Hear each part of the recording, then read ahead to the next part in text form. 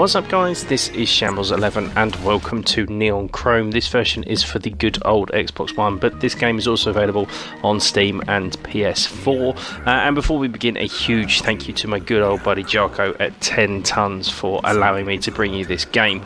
Okay, so what do we have? We have a top-down cyberpunk twin-stick shooter with various roguelike traits to it.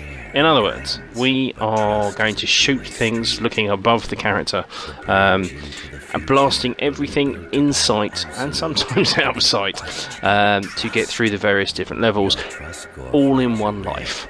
But at the same time, we've got loads of lives. Bit confusing, hey? Well, let me explain.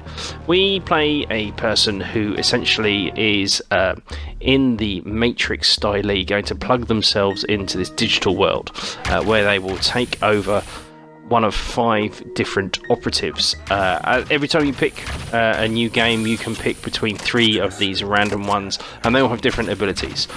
Some are able to hack terminals, some are more stealthy, some are more aggressive, some are more defensive. We have things like extra shields to protect ourselves. We have the ability to be invisible in dark areas, and we have various different starting weapons. Now, the way we're going to do the world a favour and clean up the mean streets of this tower of neon chrome, we're just going to blow everything up like so, and get to the all-important lift or elevator and get ourselves to the next level. There are 28 of them in total, and my goodness, guys, this is a challenge. I'll be honest with you, playing this game on your own is ridiculously tough at first. There are a multitude of things that kill you, and when you die, you are dead. Sounds a little bit harsh, sounds a little bit unfair. Well, the only thing I can say to encourage you is that what sets this game apart is that you have permanent character progression. Yes, you only have one life and then it's game over, you have to start again, but essentially you have infinite lives. Whenever you die, you go back into the room. Any money you collect, which you can see at the bottom in the middle of the screen there, I have 1240 credits at the moment, you can use that to upgrade your character. You can do more damage with shots, you can have better luck finding rare items in loot crates, you can give yourself more health, you can give yourself more slots to put all important upgrades in, that kind of thing. And every time you go back in, that stays. It stays with you every time. So you will progress every level, because slowly you'll have loads of health and you'll do more damage. However, at the beginning, it is very much a pretty tough and unforgiving grind. You will quite often see this happen. You are disconnected and killed. These security guards are really tough. So as you can see, I got to a whopping level 2, and for a long time level 3 was as far as I could possibly get. Yeah, there's a little bit of explosions that happen every now and then. What you want to do to make life easy for yourself is grab a buddy. I grabbed Mini Shambles11 and we played 2-player co-op. Now this is up to 4-player in co-op.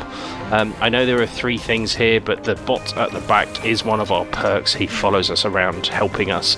You can play up to 4-player local co-op only. There is no online co-op.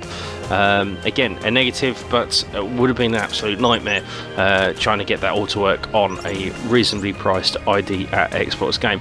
And basically, guys, this is a huge upgrade on their previous game, Crimson Land. I have done a review on that. I will leave that in the description below if you want to see it. This is essentially a story mode version. There are all sorts of cool things you can have, such as these that permanently upgrade your character or are available to unlock and help you along the way. There is absolutely fully, as you've seen, destructive scenery. We can blow up walls to get tactical advantages. We can smash through glass. There are melee options as well. We can use the explosive nature of various items to actually set traps. You can also have your teammate fire a grenade launcher at a wall and kill you both, so do be careful for that one. Mini Shambles11, thank you very much.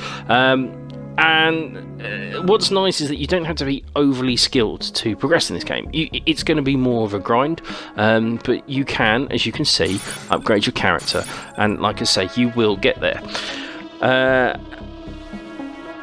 there are various different nice little touches. The levels are procedurally generated, which means every time you play they are going to be slightly different. There are ones that feel roughly the same, but every now and then, every so many levels, you will come up against a boss. Now this, believe it or not, is only the first boss, and he is a bit of a beast. This was our second attempt. We finally killed him. He does an enormous explosion and gives you some amazingly cool loot. You can see this room is absolutely destroyed. This took the two of us quite some time to kill this one. The bosses are actually hand designed from the ground up to really test you. Overall, guys, if you're on your own, do be prepared for a slug, but if you've got a mate, if you've got a friend or 3 friends, this game is absolutely superb. As far as twin stick shooters go, it's solid. There's no glitches, there's no problems. It looks good, but it is tough. Hope you've enjoyed the video. As always, thank you ever so much for watching. Till next time.